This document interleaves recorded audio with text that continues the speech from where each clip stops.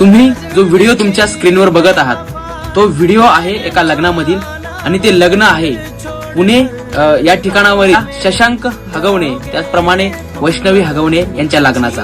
अतिशय आलिशान लग्न, थाटामाटात लग्न, त्यांच्या दोन्ही कुटुंबांनी एकत्र येत हे लग्न केलं होतं। असं वाटावं की एखादा राजेशाही लग्न या ठिकाणी पार पडत आहे। चल आज वैष्णवी कुठे आहे? वैष्णवीचा दुर्दैवी अंत झाला। मुलीच्या आई वडिलांनी हगवणे कुटुंबाला अतिशय चांगल्या पद्धतीनं त्यांचा मानपान करत त्यांना हुंडा, त्याचप्रमाणे आलिशान गाड्या, इतर ज्या आयुष्य आरामाच्या ज्या गोष्टी होत्या त्या सर्व आपली मुलगी सुखी राहावी याच उद्देशाने दिल्या।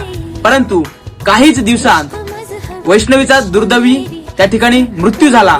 तिने आत्महत्या केली आणि त्या आत्महत्येनंतर पोस्टमॉर्टमवर त्या ठिकाणी वैष्णवीच्या घरच्यांकडून आक्षेप घेण्यात आला आणि त्या अहवालावर, वैद्यकीय अहवालावर त्यांनी ऍक्शन घेतल्यानंतर कुठेतरी या ठिकाणी हे प्रकरण महाराष्ट्राला माहीत झालं आणि ही एक आत्महत्या नसून वैष्णवीच्या सासरच्या मंडळींकडून, तिच्या नवऱ्याकडून पुन्हा एकदा 2 कोटींची मागणी त्या ठिकाणी वैष्णवीकडे केली जात होती आणि याच जाचाला कंटाळून तिने अक्षरशः आत्महत्या केली। जर तुमचे आई वडील, त्याचप्रमाणे तुमचे नातेवाईक आणि स्वतः मुलगी आज सौंदर्य, संपत्ती या गोष्टींना फार महत्व देताना आपल्याला दिसतात, परंतु सौंदर्य, त्याचप्रमाणे संपत्ती आणि अजूनही काही गोष्टी असतील, या गोष्टी आयुष्यभरासाठी पुरत नाहीत। पण प्रेम, त्याच पद्धतीनं त्या व्यक्तीचा स्वभाव आणि एकमेकांच्या मधील असलेलं जे निर्मळ प्रेम असतं ते आयुष्यभर टिकत असतं।